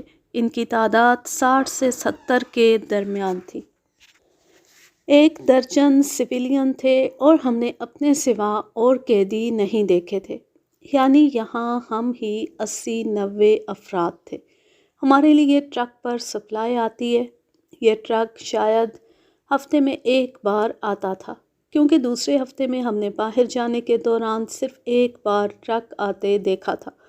اگر یہ فوجی اڈہ نہیں تھا تو پھر جاپانیوں کی یہاں موجودگی کا مقصد کیا تھا؟ ہمیں اس سوال کا جواب درکار تھا۔ قیدیوں میں ایک امریکی جارج ملبرٹ تھا۔ وہ فلپائن میں پکڑا گیا تھا۔ اسے پہلے جنگی قیدی کیمپ اور پھر یہاں منتقل کر دیا گیا تھا، جبکہ فلپائن یہاں سے 500 میل دور تھا۔ ایک دن وہ باہر سے آیا۔ اب ہمیں 2 گروپوں کی صورت میں لے جاتے تھے۔ دوستو، جاپانی فوجیوں میں ایک فلپائنی بھی شامل ہے۔ یہ ہمارے لیے انکشاف تھا، کیونکہ جاپانی اپنی فوج میں دوسرے ملک کے لوگ شامل نہیں کرتے تھے، لیکن یہ فلپائنی شامل تھا۔ اس کا نام کارلوس بنڈینی تھا اور وہ بیرونی گارڈز میں شامل تھا۔ جارج فلپائنی زبان سے واقف تھا اور یہی چیز اس کے اور گارڈ کے درمیان دوستی کا باعث بن گئی۔ روز ان کے درمیان گفت و شنید ہوتی تھی، اور ایک دن فلپائنی نے موقع دیکھ کر انکشاف کیا کہ ہم سے پہلے یہاں کم سے کم 100 قیدی آ چکے تھے اور ان میں سے ایک بھی واپس نہیں گیا تھا۔ جس روز ان میں سے کسی کو آخری فلور پر لے جایا جاتا تھا، اس کے بعد اس کی صورت کبھی دکھائی نہ دیتی۔ اس سے 2 باتوں کی تصدیق ہوتی تھی کہ یہاں کان میں تیسرا فلور بھی تھا، اور دوسرے یہ کہ وہاں کوئی پراسرار کام ہو رہا تھا جس کا شکار یہاں لائے جانے والے قیدی ہوتے تھے۔ کیونکہ فلپائنی بھی کبھی اندر نہیں گیا تھا، اس لیے اسے بھی وہاں کے حالات کا پتہ نہیں تھا۔ تیسرے فلور پر عام جاپانی کو بھی جانے کی اجازت نہیں تھی اور وہاں کی ذمہ داری خاص امپیریل گارڈز کے سپرد تھی۔ میرے کہنے پر جارج نے فلپائنی سے باتوں باتوں میں اس جگہ کا محل وقوع معلوم کیا۔ اس سے پتہ چلا کہ یہ کان ایک پہاڑی کے اوپری حصے میں تھی اور اس کے عقب میں 2000 فٹ نیچے بہت ترچھی ڈھلان تھی جو سمندر تک چلی جاتی تھی۔ اس سے اترنا ناممکن تھا۔ اس جگہ آبادی نہیں تھی۔ جب جاپانی یہاں آئے تو کچھ دور جنگل میں ایک چھوٹا سا مقامی قبیلہ آباد تھا۔ جاپانیوں نے مردوں، بوڑھوں اور بچوں کو مار دیا اور صرف جوان عورتوں کو زندہ رکھا، لیکن رفتہ رفتہ وہ بھی ایک ایک کر کے ماری جاتی رہی۔ کچھ نے تنگ آ کر خودکشی کر لی اور اب یہ قبیلہ سرے سے نابود ہو گیا تھا۔ اس کے علاوہ یہاں دور دور تک کوئی آبادی نہیں تھی۔ جاپانیوں نے یقیناً اپنے اس اڈے کو خفیہ رکھنے کے لیے یہ کام کیا تھا۔ فضائی نگرانی سے بچنے کے لیے انہوں نے ہر چیز کو کیموفلاج کیا ہوا تھا۔ حد یہ کہ آنے جانے کے راستوں پر گھنے درخت برقرار رہنے دیے تھے تاکہ یہ فضا سے نظر نہ آئیں۔ دوسرے ہفتے کے خاتمے پر ہمارا چیک اپ ہوا اور میں نے محسوس کیا کہ انگریزی شناس ڈاکٹر ہم میں سے کچھ افراد کی صحت سے مطمئن نظر آ رہا تھا، اور ان میں فریڈ بھی شامل تھا۔ خوش خوراکی نے اس پر بہترین اثر مرتب کیا تھا اور اسی وجہ سے وہ سب سے پہلے گیا تھا۔ اس کے علاوہ 2 افراد کی صحت اور اچھی ہو رہی تھی۔ اگلے دن 4 جاپانی سپاہی اچانک وارد ہوئے۔ انہوں نے ذرا مختلف وردیاں پہن رکھی تھیں اور وہ امپیریل گارڈز تھے۔ انہوں نے ہمارے قید خانے کا دروازہ کھولا اور فریڈ سمیت 2 صحت مند افراد کو باہر آنے کا اشارہ کیا۔ وہ تینوں ہی سہم گئے تھے۔ فریڈ نے ہمت کر کے پوچھا، ہمیں کیوں لے جا رہے ہو؟ اس پر جاپانیوں کا موڈ بگڑ گیا اور انہوں نے رائفلیں تان لی۔ ان کا شور شرابہ سن کر دوسرے جاپانی بھی آ گئے اور پھر ان کے حکم پر وہ اندر گھس آئے اور مزاحمت کے باوجود فریڈ اور باقی 2 افراد کو ہانک کر لے گئے۔ ان کے باہر نکلتے ہی دروازہ بند کر دیا گیا اور ہم پوچھتے رہ گئے کہ ہمارے ساتھیوں کو کہاں لے جا رہے ہو؟ کچھ دیر بعد سب کا جوش ٹھنڈا ہوا تو اس کی جگہ خوف نے لے لی۔ پتہ نہیں ان کے ساتھ کیا ہونے والا تھا اور آنے والے وقت میں ہمارے ساتھ کیا ہوتا۔ اول تو یہاں انگریزی جاننے والے نہیں تھے، کم سے کم میں نے سوائے اس ڈاکٹر کے اور کسی کو انگریزی بولتے نہیں دیکھا تھا۔ پھر جاپانی صرف اپنے احکامات کی تعمیل کراتے تھے اور ہم کیا کہتے تھے اس سے انہیں کوئی سروکار نہیں تھا۔ وہ ہمیں جاپانی میں حکم دیتے اور پھر اشاروں سے اس کا ترجمہ کر کے سمجھاتے تھے۔ اگر ہم کچھ پوچھتے تو وہ انجان بن جاتے یا غصے میں آ کر چلانے لگتے تھے۔ ہمارے تینوں ساتھی واپس نہیں آئے تھے۔ جب ہم پہرے دار سے اس بارے میں پوچھتے تو وہ ہمیں گھورتا یا انجان بن جاتا۔ جب اسے زیادہ تنگ کرتے تو وہ رائفل ہماری طرف کر کے دھمکانا شروع کر دیتا۔ جارج نے کہا، ہمیں اب عدم تعاون کرنا پڑے گا۔ کیا مطلب؟ جان نے پوچھا۔ ہمیں بھوک ہڑتال کرنا ہوگی۔ میں نے جارج کی تائید کی۔ یہ ہمیں کھلا پلا کر کسی مقصد کے تحت استعمال کر رہے ہیں، اس لیے اب ہم نہیں کھائیں گے۔ کچھ افراد نے اس کی حمایت کی اور کچھ نے مخالفت کی، اس لیے فیصلہ ہوا کہ ووٹنگ کی جائے۔ 5 افراد نے بھوک ہڑتال کے حق میں فیصلہ کیا اور 4 نے اس کی مخالفت کی۔ یوں ہمارا موقف مان لیا گیا۔ شام کو جب کھانا آیا تو ہم میں سے کوئی کھانا لینے کے لیے نہیں اٹھا تھا۔ ایک بڑے پیالے میں ابلے چاول اور ان پر سالن ڈال کر ہر فرد کو پکڑا دیا جاتا تھا۔ چمچ نہیں ہوتا تھا اور ہمیں ہاتھ سے کھانا پڑتا تھا۔ کھانا لانے والا جاپانی درست انداز میں ہمیں حکم دیتا رہا اور ہم سنی انسنی کر کے بیٹھے رہے۔ اس پر اس نے پہرے دار کو بھی شامل کر لیا اور وہ بھی آ کر ہم پر چلانے لگا۔ اس بار بھی ہم خاموش بیٹھے رہے۔ کھانا لانے والے نے دیکھا کہ ہم اس کی بات سننے پر تیار نہیں ہیں تو بھنبھناتا ہوا وہاں سے چلا گیا۔ کچھ دیر بعد جاپانی گارڈز کا انچارج آ گیا اور وہ ہم پر گرجنے برسنے لگا۔ پھر اس نے اپنے سپاہیوں کو طلب کیا اور وہ دروازہ کھول کر اندر گھس آئے۔ سپاہی لاتوں، مکوں اور تھپڑوں سے ہمیں مارنے لگے۔ ہم بغیر مزاحمت کیے خاموشی سے پٹتے رہے اور خود کو بچانے کی کوشش کرتے رہے۔ جوابی کارروائی کا مطلب ہوتا مزید سزا بھگتنا۔ چند منٹ بعد انچارج نے محسوس کیا کہ ہم کسی صورت ان کی بات نہیں مانیں گے، اس لیے اس نے اپنے آدمیوں کو رکنے کا حکم دیا اور اس بار ذرا نرم لہجے میں کچھ کہنے لگا، لیکن اس کی بات ہماری سمجھ میں نہیں آ رہی تھی۔ اس بار بھی ہم نے رد عمل ظاہر نہیں کیا تو وہ ہراتا ہوا چلا گیا اور دروازہ بند ہو گیا۔ آدھے گھنٹے بعد سلاخوں کے باہر انگریزی شناس جاپانی ڈاکٹر آیا۔ اس نے ہمیں غور سے دیکھا۔ تم کھانا کیوں نہیں کھا رہے ہو؟ ہم نے فیصلہ کیا ہے کہ جب تک ہمارے 3 ساتھی واپس نہیں آتے ہم کھانا نہیں کھائیں گے۔ جارج نے سب کی طرف سے جواب دیا۔ ان تینوں کو یہاں سے منتقل کر دیا گیا ہے، اس نے چالاکی سے کہا، اس لیے تم ان کی فکر مت کرو، وہ بالکل ٹھیک ہے۔ تم غلط کہہ رہے ہو۔ تم ہمیں کسی خاص مقصد کے تحت یہاں رکھے ہوئے ہو اور ہم پر تجربات کر رہے ہو۔ ہمارے ساتھیوں کو بھی تجربات کے لیے لے جایا گیا ہے۔ یہ سچ ہے، ایک اور ساتھی نے چلا کر کہا۔ تم ہم سے گنی پگز کا سا سلوک کر رہے ہو۔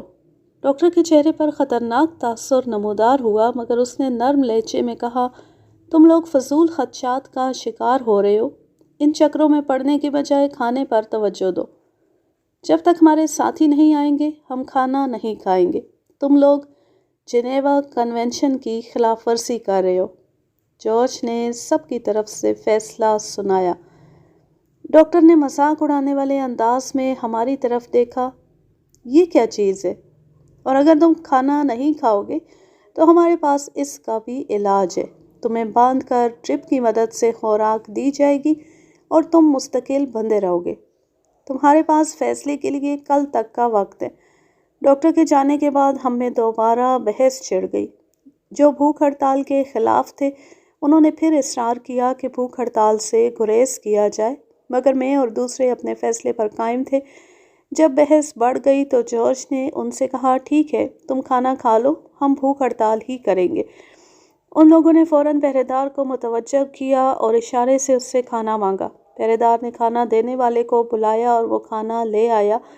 ہمارے 4 ساتھیوں نے ہمارے سامنے پیٹ بھر کر کھایا اور ہم دیکھتے رہ گئے۔ سچی بات تھی کہ ہمیں بھوک لگ رہی تھی، لیکن اب ہم مزید جاپانیوں کے ہاتھ میں کھلونا بننے کے لیے تیار نہیں تھے۔ اگلی صبح ان 4 افراد کو ہم سے الگ کر کے نزدیک ہی واقع دوسری سرنگ میں منتقل کر دیا گیا۔ پہلے ہم سمجھے تھے کہ انہیں بھی 3 ساتھیوں کی طرح لے جایا جا رہا ہے، لیکن شام کو وہ ہمارے سامنے سے گزر کر رفع حاجت والی سرنگ کی طرف گئے تھے۔ اگلے دن بھی ہم نے کچھ نہیں کھایا۔ اس شام میں نے اپنے ساتھیوں سے کہا، بھوک ہڑتال مسئلے کا حل نہیں ہے، ہمیں خود کو زندہ رکھتے ہوئے یہاں سے فرار کی کوشش کرنا ہوگی۔ کیسے؟ اگر کھاتے ہیں تو ان کا مقصد پورا ہو جائے گا۔ ہم کھائیں گے لیکن اتنا نہیں، میں نے تجویز دی۔ باقی خوراک کا کیا کریں گے؟ وہ ضائع کریں گے تو ان کو پتہ چل جائے گا۔ سرنگ کا آخری حصہ کچا تھا، اگر ہم وہاں گڑھا کھود لیتے تو اضافی خوراک اس میں چھپا سکتے تھے، مگر مسئلہ یہ تھا کہ سرنگ سیدھی تھی اور پہرے دار آخر تک دیکھ سکتا تھا، اس لیے زمین کھودنا ممکن نہیں تھا، اور ہمارے پاس کوئی ایسی چیز نہیں تھی جس سے زمین کھودی جاتی۔ ہم آپس میں بحث کرتے اور الجھتے رہے۔ سچی بات تھی کہ جیسے جیسے وقت گزر رہا تھا اور انتڑیوں میں بھوک سے پڑنے والے بلوں کی تعداد بڑھ رہی تھی، ہمارا ارادہ کمزور ہوتا جا رہا تھا۔ اچانک میرے ذہن میں خیال آیا، ایک کام کر سکتے ہیں، ہم 2 دن کھانا کھا کر تیسرے دن بھوک ہڑتال کر سکتے ہیں، اس طرح ہم صحت مند نہیں ہوں گے۔ لیکن مسئلہ تو وہیں رہے گا، اگر ہم صحت مند نہیں ہوں گے تو جاپانی دوسرے طریقے استعمال کریں گے۔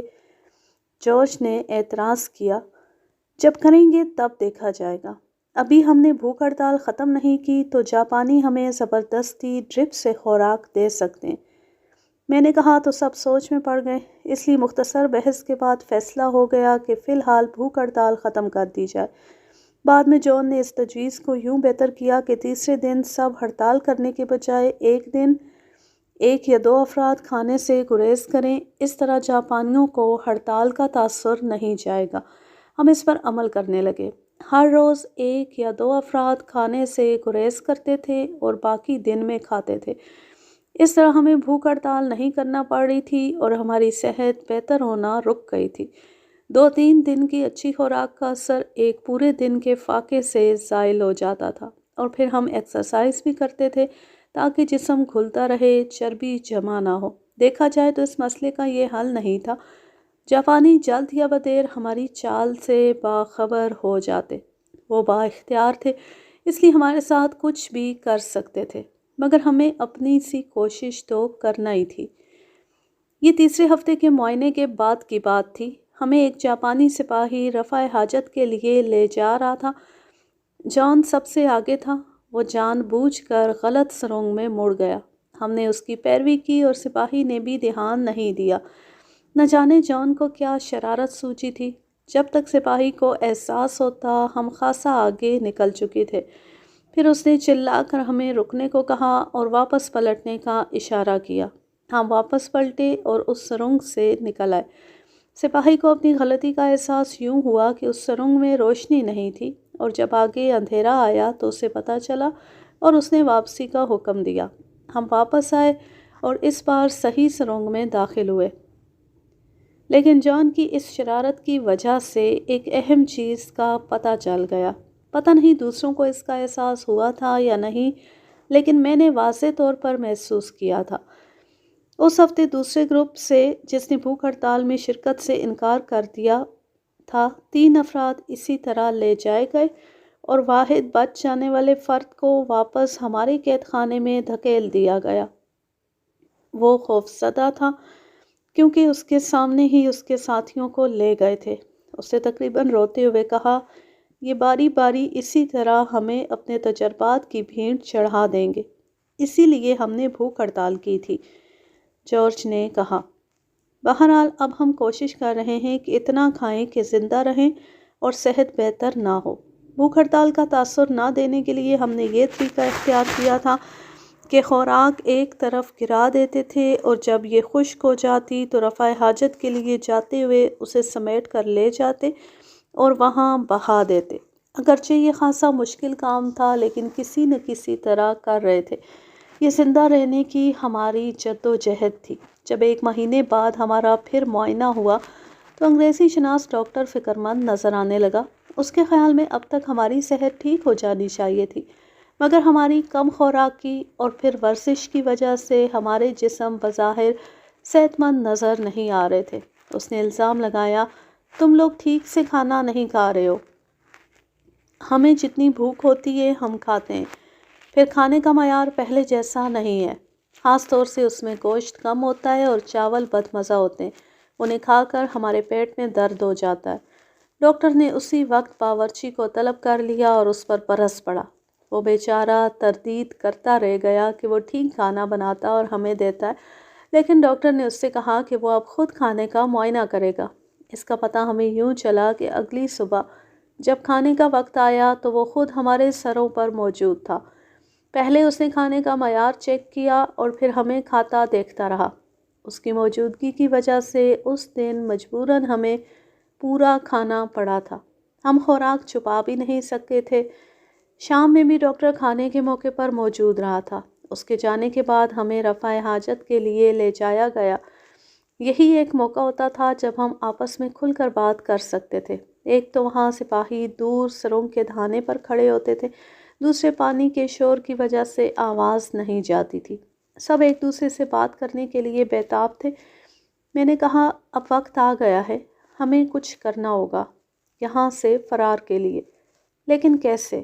اگر ہم نے کسی طرح اس پہرے دار یا سیل والے پہرے دار کو قابو کر بھی لیا تو باہر جانے تک ہمیں کئی چیک پوسٹوں سے گزرنا پڑے گا، ہم باہر نہیں نکل سکیں گے، ہم دہانے کی طرف سے فرار نہیں ہوں گے۔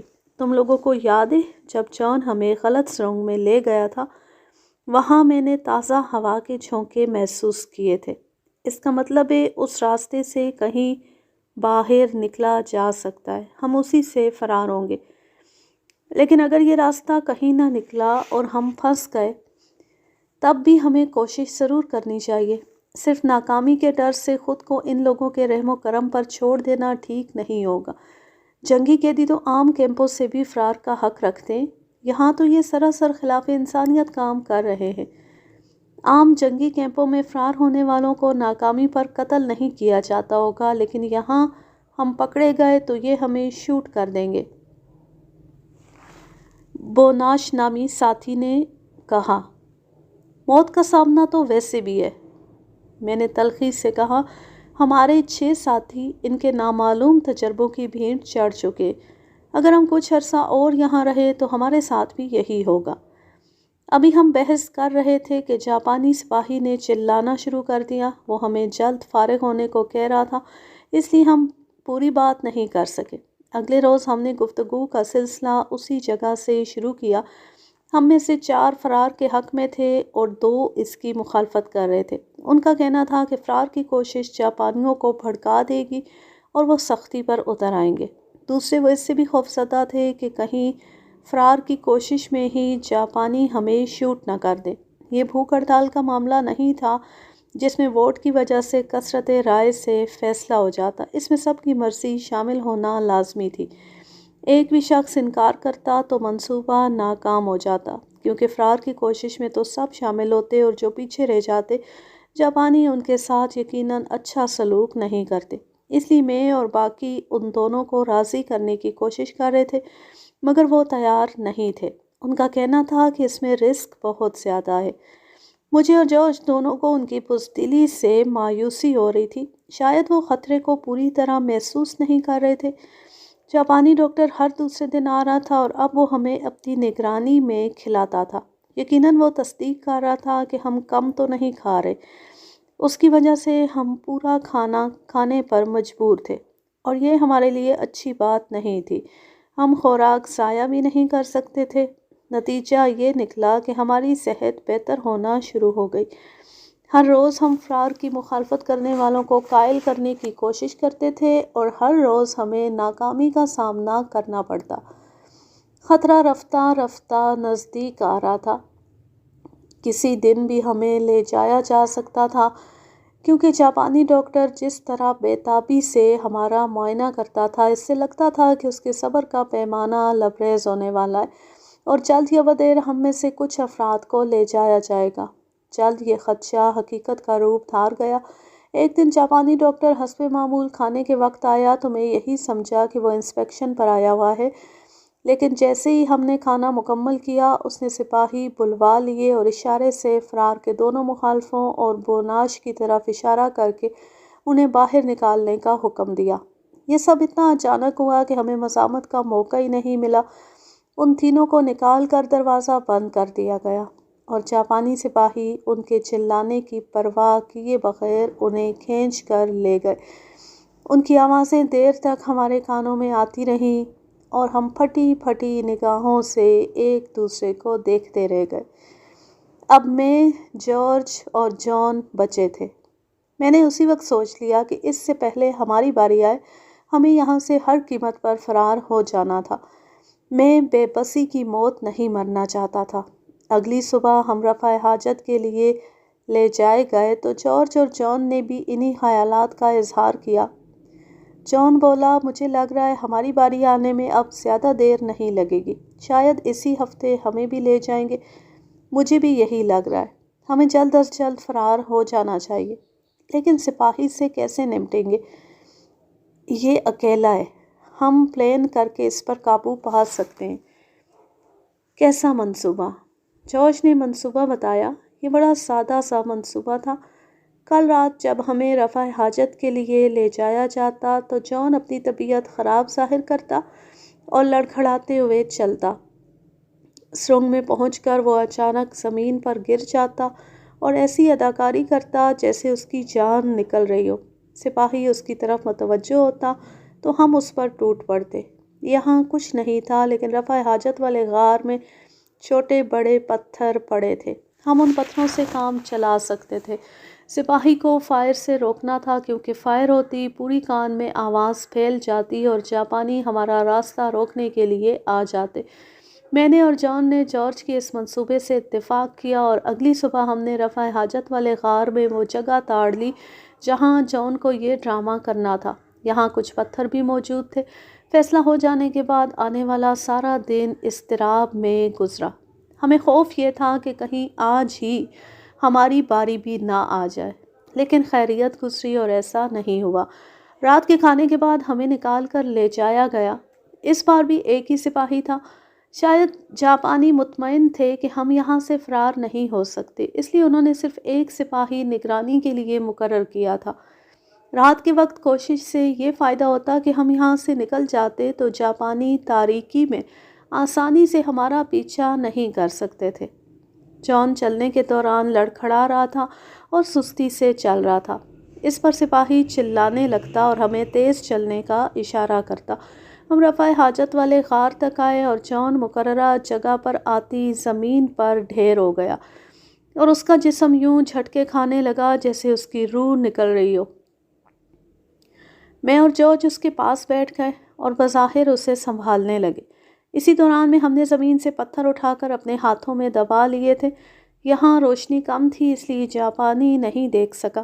جان کے گرنے اور تڑپنے سے وہ فکر مند ہوا لیکن آگے نہیں آیا، اپنی جگہ کھڑے کھڑے پوچھتا رہا۔ جارج نے اسے اشارے سے کہا کہ وہ آ کر جان کو دیکھے۔ کئی بار اشارہ کرنے پر وہ نزدیک آیا، مگر بالکل پاس آنے سے گریز کیا۔ میں نے چلا کر کہا، اسے دیکھو، یہ مر رہا ہے۔ میری اداکاری مؤثر ثابت ہوئی۔ وہ بے اختیار آگے آیا۔ ہمیں موقع ملا۔ پہل جارج نے کی اور وہ اس پر جھپٹا۔ وہ دونوں نیچے گرے۔ جارج اس سے رائفل چھیننے کی کوشش کر رہا تھا۔ میں پتھر لے کر آگے آیا اور میں نے موقع پا کر پتھر اس کے سر پر مارا۔ وہ چکرایا اور اس کی مزاحمت کمزور پڑ گئی۔ میں نے لگاتار کئی ضربیں لگائیں اور وہ بے ہوش ہو گیا۔ جارج نے اٹھ کر ہانپتے ہوئے اس سے رائفل اور گولیوں کی پیٹی لے لی۔ رائفل کے ساتھ ایک سنگین بھی تھی۔ جان بھی اٹھ گیا تھا، لیکن اس کی مدد کی ضرورت نہیں پڑی۔ ہم نے جلدی سے سپاہی کی وردی اتاری اور یہ میں نے پہن لی کیونکہ یہ میرے سائز کی تھی۔ سپاہی کو گھسیٹ کر پانی کے ساتھ ڈال دیا جہاں تاریکی تھی۔ جارج نے مجھ سے کہا، تمہیں وہ سرنگ یاد ہے؟ مجھے بالکل یاد ہے، میں نے اعتماد میں کہا۔ ہم دونوں باہر آئے۔ خوش قسمتی سے وہاں جاپانی نہیں تھا۔ سرنگ کے پاس آ کر جارج نے ایک بار پھر مجھ سے کنفرم کیا، یہی سرنگ ہے؟ ہاں، ہم آگے جائیں گے تو تازہ ہوا محسوس ہوگی۔ ہم سرنگ میں داخل ہوئے اور تاریکی میں دیوار پکڑ کر چلنے لگے۔ جان نے خبردار کیا، یہاں گڑھے ہو سکتے ہیں، ان سے ہوشیار رہنا ورنہ گرنے کے بعد پتہ چلے گا۔ یہ اس نے اچھا کیا تھا کیونکہ فوراً ہی پہلا گڑھا آ گیا۔ یہ سرنگ کے عین وسط میں تھا اور اس کے بائیں طرف سے پتلا سا راستہ تھا۔ ہم دیوار سے لگ کر اس سے گزرے۔ میں نے جس تازہ ہوا کی بات کی تھی وہ ابھی تک محسوس نہیں ہوئی تھی، لیکن مجھے اچھی طرح یاد تھا کہ یہی سرنگ تھی، اس لیے ہم آگے بڑھتے رہے۔ ابھی تک سرنگ سیدھی تھی لیکن کچھ دیر بعد اس میں دو راستے آ گئے۔ جارج نے پوچھا، اب کس طرف جانا ہے؟ میں نے باری باری دونوں سرنگوں کے سامنے کھڑے ہو کر محسوس کیا تو ان میں سے ایک سے تازہ ہوا آتی محسوس ہوئی۔ میں ہچکچایا لیکن پھر فیصلہ کر لیا۔ ہمیں فرار ہوئے نصف گھنٹے سے زیادہ کا وقت گزر گیا تھا اور جاپانی یقیناً فرار سے آگاہ ہو گئے تھے۔ کیونکہ ہم باہر نہیں نکلے تھے اس لیے وہ ہمیں سرنگوں میں تلاش کر رہے ہوں گے۔ اس سرنگ میں ہم آہستہ آہستہ آگے بڑھتے رہے۔ میں سب سے آگے تھا، پیچھے جان تھا اور سب سے پیچھے جارج تھا۔ رائفل اس کے پاس تھی اور اگر جاپانی پیچھے سے آ جاتے تو وہی مزاحمت کرتا۔ اب سرنگ میں تازہ ہوا واضح محسوس ہو رہی تھی اور اس میں مخصوص سمندری مہک بھی شامل ہوتی جا رہی تھی۔ اس کا مطلب تھا کہ ہم درست راستے پر جا رہے تھے۔ بالآخر سرنگ کا دہانہ ایک ڈھلان پر نکلا۔ کسی زمانے میں کان کن کھودتے ہوئے یہاں تک پہنچ گئے تھے، مگر ڈھلان دیکھ کر ہم سب کی روح فنا ہو گئی۔ یہ بہت ترچھی اور تقریباً سمندر میں گرتی ڈھلان تھی۔ اس پر چھوٹے پودے اور جھاڑیاں تھیں۔ جارج خوفزدہ ہو گیا، میں اس سے نہیں اتر سکتا۔ ہمیں اسی سے اترنا ہوگا۔ ولیم ٹھیک کہہ رہا ہے، جان نے میری تائید کی۔ ہمارے پاس اس کے سوا کوئی اور راستہ نہیں ہے۔ ہمیں جلد اترنا ہوگا ورنہ جاپانی آ گئے تو وہ اوپر سے ہمیں شوٹ کر سکتے ہیں۔ بس تو اترو، جان نے کہا اور پہل کی۔ وہ دونوں ہاتھوں کی مدد سے نیچے لٹکا اور اس چھوٹے سے چھجے پر اتر گیا جو دہانے کے عین نیچے کوئی 7 فٹ دور تھا۔ پھر میں اترا اور آخر میں جارج بھی ہچکچاتے ہوئے اتر آیا۔ چھجے کے بعد ڈھلان تھی۔ چاند نکل آیا تھا اور منظر کسی قدر واضح تھا، لیکن اس کی چاندنی ہماری قاتل بھی ثابت ہو سکتی تھی۔ اگر جاپانی آ جاتے تو ہم انہیں صاف دکھائی دیتے۔ ہمیں کوہ پیمائی کا کوئی تجربہ نہیں تھا، مگر اترنا تو تھا۔ ڈھلان اتنی زیادہ تھی کہ جب ہم اس پر اترے تو صرف پیروں پر کھڑے نہ رہ سکے تھے اور سب ہاتھوں اور جسم کے ساتھ ڈھلان سے چپک گئے تھے۔ جارج پہلے ہی ڈرا ہوا تھا، پھر رائفل بھی اس کے پاس تھی، اس لیے اترنا اور بھی مشکل ہو رہا تھا۔ پھر یہ معمولی ڈھلان نہیں تھی، 2000 فٹ نیچے تک چلی گئی تھی۔ رائفل مجھے دے دو، جان نے جارج سے رائفل لے لی۔ اب وہ زیادہ آسانی سے نیچے اتر رہا تھا۔ یہاں بھی میں سب سے نیچے تھا۔ جان ذرا دائیں طرف اوپر تھا اور جارج اس کے اوپر تھا۔ ایک خطرہ یہ تھا کہ اگر ایک گرا تو وہ باقی کو بھی لپیٹ میں لے جائے گا، اس لیے سب ایک دوسرے سے دور ہونے کی کوشش کر رہے تھے۔ ابھی ہم 100 گز نیچے گئے ہوں گے کہ جاپانی آ گئے۔ ان کے چیخنے کی آواز آئی اور پھر ڈھلان پر سرچ لائٹوں کی روشنیاں لہرانے لگی۔ جیسی ہم روشنی میں آئے، رائفلیں گرجنے لگی تھیں اور گولیاں ہمارے آس پاس لگنے لگیں۔ میں نے چلا کر کہا، تیزی سے اترو۔ جاپانی ہمیں اوپر سے نشانہ بنانے کی کوشش کر رہے تھے۔ پھر سپاہی چھجے پر اتر آئے اور وہاں سے ہمیں نشانہ بنانے کی کوشش کرنے لگے۔ رائفل کی مار کئی 100 گز تک ہوتی ہے، اس لیے ہم خطرے کی حد میں تھے۔ جارج جو پہلے سب سے اوپر تھا اب تیزی سے نیچے آ گیا تھا، لیکن قضا اسی کی آئی۔ اچانک اس کی چیخ سنائی دی اور پھر جان نے اسے گرتے دیکھا۔ میں ایسی پوزیشن میں تھا کہ اسے دیکھ نہیں سکتا تھا، بس ایک لمحاتی جھلک دکھائی دی اور جارج غائب ہو چکا تھا۔ اس وقت ہم 150 گز نیچے آ چکے تھے اور رائفل کی حد سے نکلنے کے لیے اتنا ہی نیچے اور جانا تھا۔ ساتھ ہی ہم کوشش کر رہے تھے کہ ایسی جگہوں سے نیچے اتریں جہاں اوپر سے نشانہ لینا دشوار ہو۔ خاردار جھاڑیوں اور پتھروں سے ہمارے کپڑے پھٹ رہے تھے، جسم زخمی ہو رہے تھے، لیکن اس وقت ہمیں صرف جان بچانے کی فکر تھی۔ کچھ دیر میں ہم رائفلوں کی مار سے نکل گئے تھے، لیکن خطرہ تو ابھی باقی تھا۔ جاپانی جان گئے تھے کہ ہم کہاں تھے۔ وہ دوسری طرف سے آ کر ہمیں گھیر سکتے تھے، اس لیے نیچے اترنے کے ساتھ ساتھ میں سوچ رہا تھا کہ اب ہمیں کیا کرنا چاہیے۔ سلویسی کا جنوبی حصہ اتحادیوں کے قبضے میں تھا۔ اگر ہم وہاں پہنچ جاتے تو بچ سکتے تھے، لیکن یہ بہت طویل سفر تھا اور ہمیں تقریباً 400 کلومیٹرز کا فاصلہ طے کرنا تھا، تب ہی ہم وہاں پہنچ سکتے تھے۔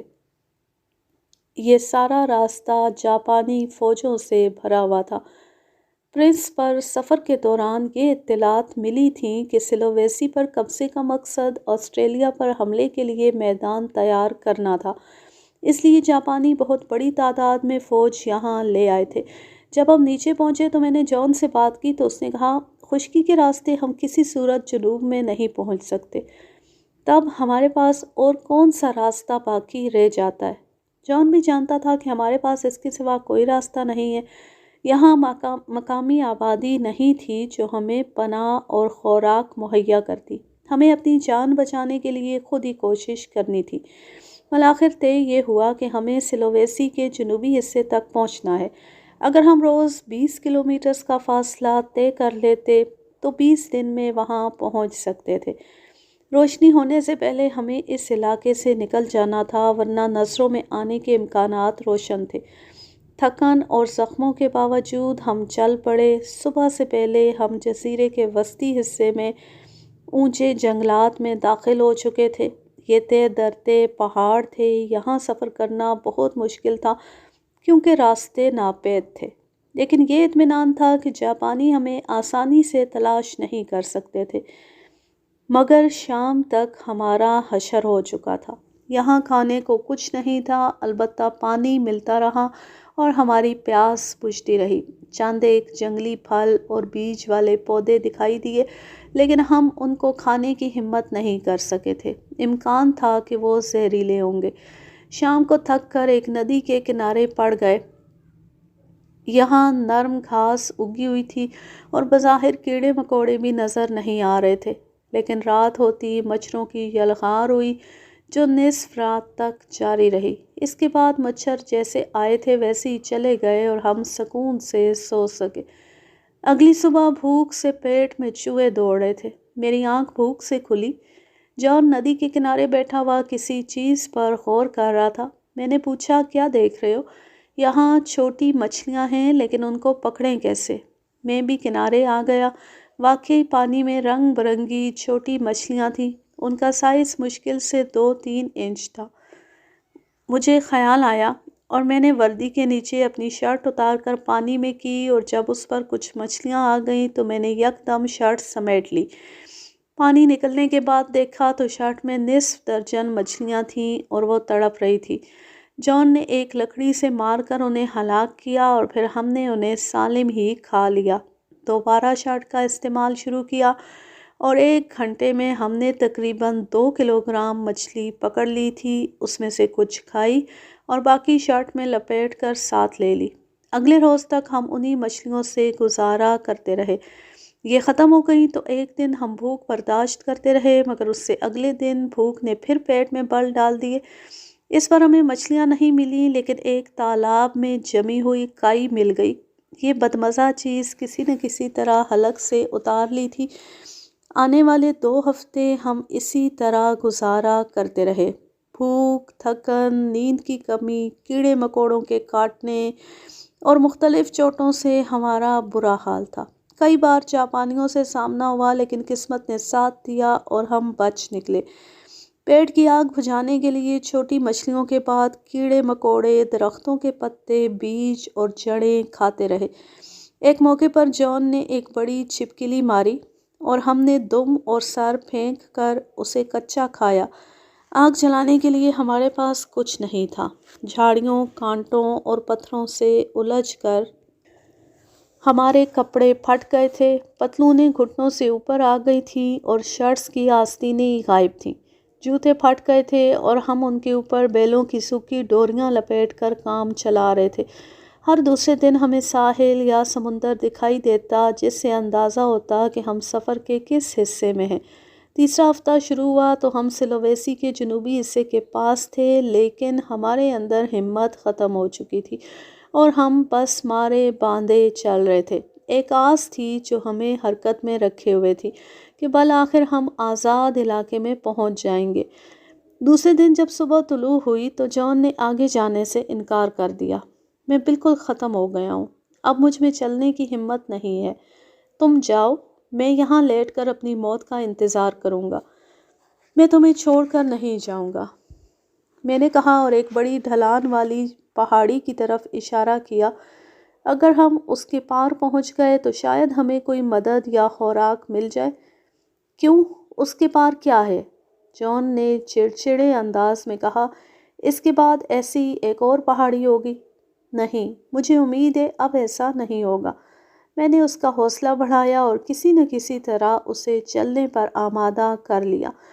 ہم گرتے پڑتے اس پہاڑی پر چڑھتے رہے اور جب رات ہوئی تو ہم چوٹی سے ذرا دور تھے۔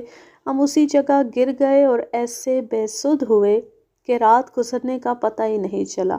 صبح ہوئی تو میری حالت جان سے مختلف نہیں تھی اور میرا بھی دل چاہ رہا تھا کہ بس لیٹا رہوں اور پھر موت آ کر مجھے لے جائے۔ جان نیم غشی میں تھا۔ گزشتہ 4 دن سے ہمارے پیٹ میں سوائے پانی کے اور کچھ نہیں گیا تھا۔ ہمیں لیٹے ہوئے دوپہر ہو گئی۔ اچانک مجھے خیال آیا کہ ہم نے اتنی جدوجہد کس لیے کی تھی؟ موت کو شکست دینے کے لیے؟ اور اب ہم نے موت کے آگے ہی ہتھیار ڈال دیے۔ یہ خیال آتی میں اٹھ بیٹھا۔ جان جاگ گیا۔ اس نے پوچھا، اب کیا کرو گے؟ ہمیں آگے جانا ہوگا۔ مجھ میں ہمت نہیں ہے، بلکہ کچھ بھی نہیں ہے۔ نہیں، اٹھو۔ میں نے اسے زبردستی اٹھایا۔ وہ مجھے برا بھلا کہتا رہا لیکن میں نے اسے سفر پر آمادہ کر لیا۔ ہم چوٹی کے آخری حصے کی طرف بڑھے۔ 1 گھنٹے بعد ہم چوٹی پر تھے، جس کے دوسری طرف دور تک نرم ڈھلان تھی اور سب سے اہم بات، اس کے نیچے ایک فوجی کیمپ تھا جس پر اتحادی پرچم لہرا رہا تھا۔ ہم وہاں تک کیسے پہنچے یہ یاد نہیں، بس اتنا یاد ہے کہ آخر میں کچھ فوجی دوڑتے ہوئے ہماری طرف آ رہے تھے اور پھر مجھے ہوش آیا تو میں فیلڈ ہاسپٹل کے ایک بیڈ پر لیٹا ہوا تھا اور مجھے ڈرپ دی جا رہی تھی۔ ایک دن میں ہماری حالت اتنی بہتر ہو گئی کہ کیمپ کمانڈر کرنل بارٹ کو اپنے فرار کی کہانی سنا سکیں۔ ہماری داستان سن کر اس نے کہا، جاپانی بڑے حملے کی تیاری کر رہے ہیں۔ 3 دن بعد ہمیں ایک چھوٹے طیارے میں پاپوا نیو گنی روانہ کر دیا گیا۔ وہاں سے مزید 2 دن بعد ہم واپس آسٹریلیا پہنچ گئے۔ 6 مہینے بعد میں ایک نئے دستے کے ساتھ انڈونیشیا کے لیے روانہ ہوا اور ہمارے دستے نے جاپانیوں کو شکست دینے میں اہم کردار ادا کیا۔ انڈونیشیا جاپان کے تسلط سے آزاد ہو گیا، پھر جاپانی شکست کھاتے چلے گئے اور آخر میں امریکی فوج نے جاپان پر قبضہ کر کے ایشیا میں اس جنگ کا خاتمہ کر دیا۔ انڈونیشیا کی آزادی کے فوراً بعد مجھے اس خاص گروپ میں شامل کیا گیا جو سلویسی کے شمالی حصے میں واقع اسکان تک جاتا اور وہاں جاپان کی سرگرمیوں کا جائزہ لیتا جو دوران جنگ کی جاتی رہی تھی۔ لیکن جب ہم وہاں پہنچے تو کان تباہ ہو چکی تھی۔ جاپانیوں نے پسپائی سے پہلے اس کے سارے فلورز پر بہت بڑی مقدار میں بارود لگا کر اسے اڑا دیا تھا اور دھماکے نے کان بٹھا دی تھی۔ حد یہ کہ وہ دھانا بھی بند ہو گیا تھا جس سے ہم فرار ہوئے تھے۔ بعد میں جاپان کی وزارت سائنسی تحقیق کی بعض دستاویزات سے پتہ چلا کہ دوران جنگ جاپان نے کیمیائی اور حیاتیاتی ہتھیاروں کی تیاری کے لیے مقبوضہ علاقوں میں ایسی تجربہ گاہیں قائم کی تھیں اور یہاں جنگی قیدیوں پر ان ہتھیاروں کے تجربات کیے جاتے تھے۔ یہ بھی یقیناً ایسی ایک تجربہ گاہ تھی۔ میری اور جان کی خوش قسمتی کہ ہم تجربات کی بھینٹ چڑھنے سے بچ گئے تھے۔